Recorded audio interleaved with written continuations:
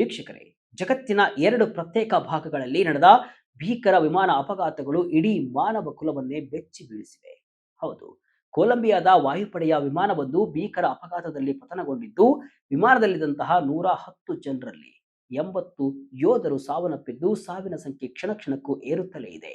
ಕೊಲಂಬಿಯಾದ ವಾಯುಪಡೆಯ ಇತ್ತೀಚಿನ ಇತಿಹಾಸದಲ್ಲಿ ಅತ್ಯಂತ ಭೀಕರ ಅಪಘಾತ ಇದಾಗಿದೆ. ಇದು ಒಂದು ಕಡೆಯಾದರೆ, ಮತ್ತೊಂದು ಕಡೆ ಅಮೆರಿಕದ ಅತ್ಯಂತ ಜನನಿಬಿಡ ನ್ಯೂಯಾರ್ಕ್ ವಿಮಾನ ನಿಲ್ದಾಣದಲ್ಲಿ ರನ್ವೇ ಮೇಲೆಯೇ ವಿಮಾನ ಮತ್ತು ಅಗ್ನಿಶಾಮಕ ದಳದ ವಾಹನ ಡಿಕ್ಕಿಯಾಗಿ ಭೀಕರ ದುರಂತ ಸಂಭವಿಸಿದೆ. ಈ ಅಪಘಾತದಲ್ಲಿ ಪೈಲಟ್ಗಳು ಪ್ರಾಣ ಕಳೆದುಕೊಂಡ್ರೆ, ಗಗನಸಖಿ ಒಬ್ಬಳು ಸೀಟಿನ ಸಮೇತ 300 ಅಡಿ ಎತ್ತರದಿಂದ ಕೆಳಕ್ಕೆ ಬಿದ್ದರೂ ಕೂಡ ಬದುಕುಳಿದ ಪವಾಡ ನಡೆದಿದೆ. ಈ ಎರಡು ಘಟನೆಗಳ ಸಂಪೂರ್ಣ ರೋಚಕ ವರದಿ ಇಲ್ಲಿದೆ. ಕೊನೆಯವರೆಗೂ ವಿಡಿಯೋವನ್ನ ಮಿಸ್ ಮಾಡದೆ ನೋಡಿ. ಸೇನಾ ವಿಮಾನ ಪತನವಾಗಿದ್ದು ಹೇಗೆ? ಸ್ಥಳದಲ್ಲೇ ಸುಟ್ಟು ಭಸ್ಮವಾದ ಯೋಧರು. ದಕ್ಷಿಣ ಅಮೆರಿಕದ ಕೊಲಂಬಿಯಾದಲ್ಲಿ ನಡೆದ ಆ ಒಂದು ಘಟನೆ ಇಡೀ ದೇಶವನ್ನೇ ಶೋಕ ಸಾಗರದಲ್ಲಿ ಮುಳುಗಿಸಿದೆ. ಕೊಲಂಬಿಯಾದ ವಾಯುಪಡೆಗೆ ಸೇರಿದ ಹರ್ಕ್ಯುಲಸ್ C-130 ಸಾರಿಗೆ ವಿಮಾನವು ಟೇಕ್ ಆಫ್ ಆಗುವ ಕೆಲವೇ ಕ್ಷಣಗಳಲ್ಲಿ ಪತನಗೊಂಡಿದೆ. ವಿಮಾನದಲ್ಲಿದ್ದಂತಹ 80 ಸೈನಿಕರು ಉಸಿರು ಚೆಲ್ಲಿದ್ದಾರೆ. ಪೆರು ದೇಶದ ಗಡಿಯಲ್ಲಿರುವ ಪೋರ್ಟೋ ಲೆಗುಇಜಾಮೊ ಎಂಬಲ್ಲಿದ್ದಂತಹ ಸೈನಿಕರನ್ನ ಹೊತ್ತು ಸಾಕ್ತಾ ಇದ್ದಂತಹ ಈ ವಿಮಾನವು ರನ್ವೇ ಕೊನೆಯಲ್ಲಿ ತಾಂತ್ರಿಕ ತೊಂದರೆಗೆ ಸಿಲುಕುತ್ತೆ. ವಿಮಾನ ಹಾರಲು ಪ್ರಯತ್ನಿಸುತ್ತಿದ್ದಾಗ ರೆಕ್ಕೆಗಳು ಮರವೊಂದಕ್ಕೆ ಬಡಿದಿವೆ. ಅಷ್ಟೇ ಅಲ್ಲ, ವಿಮಾನದಲ್ಲಿದ್ದಂತಹ ಸ್ಫೋಟಕ ಸಾಧನಗಳು ತಕ್ಷಣವೇ ಸ್ಫೋಟಗೊಂಡ ಕಾರಣ ವಿಮಾನ ಬೆಂಕಿಯ ಉಂಡೆಯಾಗಿ ಮಾರ್ಪಟ್ಟಿತು. ಈ ಸ್ಥಳವು ಎಷ್ಟು ದುರ್ಗಮವಾಗಿತ್ತಂದ್ರೆ, ಮಿಲಿಟರಿ ವಾಹನಗಳು ಅಲ್ಲಿಗೆ ತಲುಪಲು ಹರಸಾಹಸವನ್ನ ಪಡಬೇಕಾಯಿತು. ಆದರೆ ಅಲ್ಲಿನ ಸ್ಥಳೀಯ ನಿವಾಸಿಗಳು ಸಾಟಿ ಇಲ್ಲದ ಧೈರ್ಯವನ್ನ ತೋರಿದರು. ತಮ್ಮ ಬೈಕ್ಗಳು ಹಾಗೂ ಸೈಕಲ್ ಮೇಲೆ ಗಾಯಗೊಂಡ ಸೈನಿಕರನ್ನ ಕೂರಿಸಿಕೊಂಡು ಧೂಳಿನ ರಸ್ತೆಯಲ್ಲಿ ಆಸ್ಪತ್ರೆಗೆ ಸಾಗಿಸಿದ ದೃಶ್ಯಗಳು ಕಣ್ಣೀರು ತರಿಸುವಂತಿದ್ವು. ವಾಯುಪಡೆಯ ವರದಿಯ ಪ್ರಕಾರ ವಿಮಾನದಲ್ಲಿ ಒಟ್ಟು 121 ಜನರಿದ್ರು. ಇದರಲ್ಲಿ 110 ಸೈನಿಕರು ಮತ್ತು 11 ಸಿಬ್ಬಂದಿ. ಈ ಅಪಘಾತವು ಕೊಲಂಬಿಯಾದ ವಾಯುಪಡೆಯ ಇತಿಹಾಸದಲ್ಲೇ ಅತ್ಯಂತ ದೊಡ್ಡ ದುರಂತಗಳಲ್ಲಿ ಒಂದಾಗಿದೆ. ಅಗತ್ಯಕ್ಕಿಂತ ಹೆಚ್ಚು ಸೈನಿಕರು ಇದ್ರ? ಎಸ್, ವಿಮಾನ ಪತನವಾದ ಬೆನ್ನಲ್ಲೇ ಈಗ ಫ್ಲೈಟ್ ಅಲ್ಲಿ ಅಗತ್ಯಕ್ಕಿಂತ ಹೆಚ್ಚು ಸೈನಿಕರು ಇದ್ರ ಎಂಬ ಅನುಮಾನ ಮೂಡಿದೆ. ಈ ಬೃಹತ್ C-130 ಹರ್ಕ್ಯುಲಸ್ ವಿಮಾನವು ಸಾಮಾನ್ಯವಾಗಿ ಸುಮಾರು 100 ಯೋಧರನ್ನ ಹೊತ್ತೊಯ್ಯುವ ಸಾಮರ್ಥ್ಯವನ್ನ ಹೊಂದಿದೆ. ಆದರೆ ದುರಂತದ ಸಮಯದಲ್ಲಿ ವಿಮಾನದಲ್ಲಿ ಸೇನೆಯ ಕನಿಷ್ಠ 2 ಪ್ಲಾಟೂನ್ಗಳ ಯೋಧರಿದ್ರು ಅಂತ ತಿಳಿದು ಬಂದಿದೆ. ವಿಮಾನ ಅಪಘಾತದ ತೀವ್ರತೆಗೆ ವಿಮಾನದ ಅವಶೇಷಗಳು ಕಾಡಿನ ಮಧ್ಯೆ ಅಪ್ಪಚ್ಚಿಯಾಗಿ ದಟ್ಟ ಬೆಂಕಿಯಿಂದ ಹೊತ್ತಿ ಉರಿಯುತ್ತಿರುವ ಭೀಕರ ದೃಶ್ಯಗಳು ಈಗ ಸಾಮಾಜಿಕ ಜಾಲತಾಣದಲ್ಲಿ ವೈರಲ್ ಆಗಿವೆ.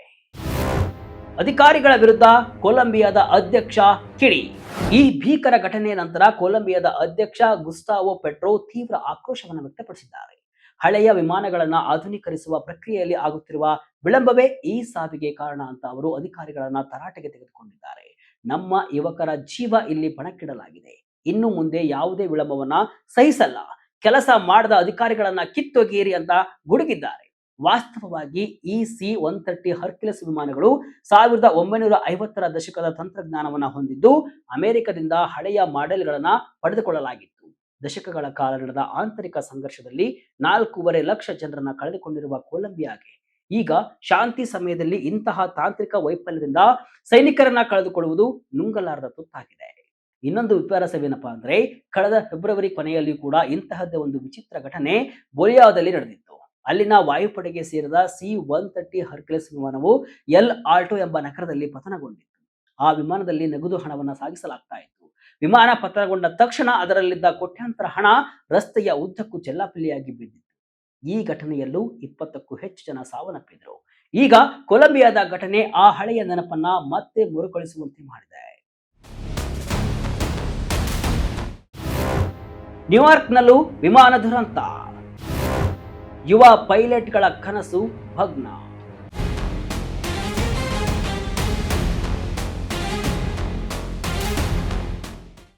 ಇತ್ತ ಕೊಲಂಬಿಯಾದಲ್ಲಿ ಸೈನಿಕರ ಚಿತೆ ಉರಿತಾ ಇದ್ರೆ, ಅತ್ತ ನ್ಯೂಯಾರ್ಕ್ನ ಲಾ ಗಾರ್ಡಿಯಾ ವಿಮಾನ ನಿಲ್ದಾಣದಲ್ಲಿ ಭೀಕರ ಅಪಘಾತವೊಂದು ಸಂಭವಿಸಿತು. ಮಾಂಟ್ರಿಯಲ್ ನಿಂದ 72 ಪ್ರಯಾಣಿಕರನ್ನ ಹೊತ್ತು ಬಂದಿದ್ದ ಏರ್ ಕೆನಡಾ ಎಕ್ಸ್ಪ್ರೆಸ್ ವಿಮಾನವು ಲ್ಯಾಂಡಿಂಗ್ ಆಗುವ ಸಮಯದಲ್ಲಿ ರನ್ವೇ ಮೇಲಿದ್ದ ಅಗ್ನಿಶಾಮಕದ ದಳದ ಟ್ರಕ್ಗೆ ಬಲವಾಗಿ ಡಿಕ್ಕಿ ಹೊಡೆಯಿತು. ಈ ಅಪಘಾತ ಎಷ್ಟು ಭೀಕರವಾಗಿತ್ತಂದ್ರೆ, ವಿಮಾನದ ಮುಂಭಾಗ ಸಂಪೂರ್ಣ ನಜ್ಜು ಗುಜ್ಜಾಗಿತ್ತು. ಈ ದುರಂತದಲ್ಲಿ ವಿಮಾನದ ಪೈಲಟ್ ಆಂಟೋಯನ್ ಫಾರೆಸ್ಟ್ ಮತ್ತು ಕೋ ಪೈಲಟ್ ಮೆಕೆಂಜಿ ಗೊಂತರ್ ಸ್ಥಳದಲ್ಲೇ ಮೃತಪಟ್ಟಿದ್ದಾರೆ. ಇಬ್ಬರೂ ಇತ್ತೀಚೆಗಷ್ಟೇ ವೃತ್ತಿ ಜೀವನ ಆರಂಭಿಸುವ ಯುವ ಪೈಲಟ್ಗಳು ಆಗಿದ್ರು. ವಿಮಾನದಲ್ಲಿದ್ದ ಪ್ರಯಾಣಿಕರು ಒಮ್ಮೆಲೆ ಆದ ಆಘಾತದಿಂದ ಸೀಟಿನಿಂದ ಚಿಗಿದು ಬಿದ್ರು. ಅನೇಕರ ತಲೆಗೆ ಪೆಟ್ಟಾಗಿ ರಕ್ತದ ಮಡುವಿನಲ್ಲಿ ಬಿದ್ದಿದ್ರು. 300 ಅಡಿ ಎತ್ತರದಿಂದ ಬಿದ್ದರೂ ಬದುಕುಳಿದ ಗಗನಸಖಿ.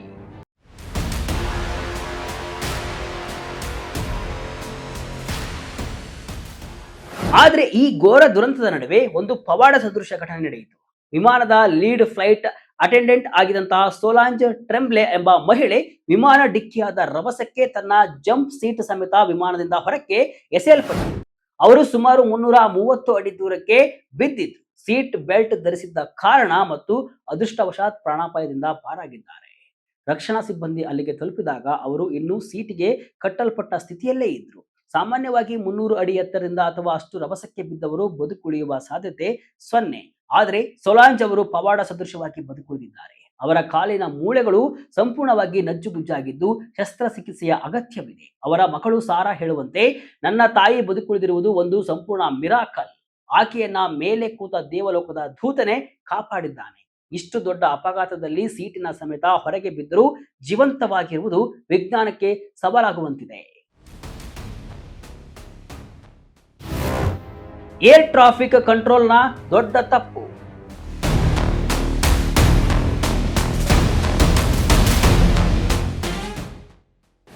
ಈ ಅಪಘಾತಕ್ಕೆ ಕಾರಣವೇನು ಅಂತ ಹುಡುಕಿದಾಗ ಬೆಚ್ಚಿ ಬೀಳಿಸುವ ಸತ್ಯ ಹೊರಬಂದಿದೆ. ವಿಮಾನ ನಿಲ್ದಾಣದ ಏರ್ ಟ್ರಾಫಿಕ್ ಕಂಟ್ರೋಲರ್ ಮಾಡಿದ ಒಂದು ಸಣ್ಣ ತಪ್ಪು ಇಬ್ಬರ ಪ್ರಾಣವನ್ನ ತೆಗೆದಿದೆ.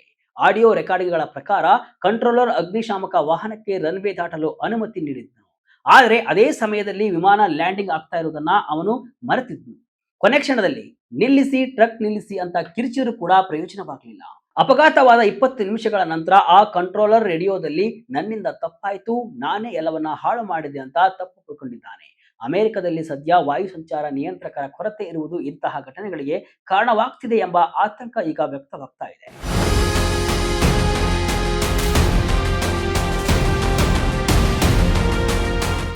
ವೀಕ್ಷಕರೇ, ತಂತ್ರಜ್ಞಾನ ಎಷ್ಟೇ ಮುಂದುವರೆದರೂ ಕೂಡ ಒಂದು ಸಣ್ಣ ಮಾನವ ತಪ್ಪು ಅಥವಾ ತಾಂತ್ರಿಕ ಹಳೆಯತನ ನೂರಾರು ಕುಟುಂಬಗಳನ್ನ ಬೀದಿಗೆ ತಳ್ಳುತ್ತೆ ಎಂಬುದಕ್ಕೆ ಈ 2 ಘಟನೆಗಳೇ ಸಾಕ್ಷಿ. ಕೊಲಂಬಿಯಾದಲ್ಲಿ ದೇಶ ಕಾಯುವ ಸೈನಿಕರು ಬಲಿಯಾದರೆ ನ್ಯೂಯಾರ್ಕ್ನಲ್ಲಿ ಜವಾಬ್ದಾರಿಯುತ ಪೈಲಟ್ಗಳು ಬಲಿಯಾಗಿದ್ದಾರೆ.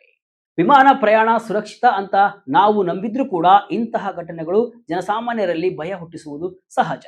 ಮೃತರ ಆತ್ಮಕ್ಕೆ ಶಾಂತಿ ಸಿಗಲಿ ಮತ್ತು ಗಾಯಗೊಂಡವರು ಆದಷ್ಟು ಬೇಗ ಗುಣಮುಖರಾಗಲಿ ಅಂತ ಆಶಿಸೋಣ.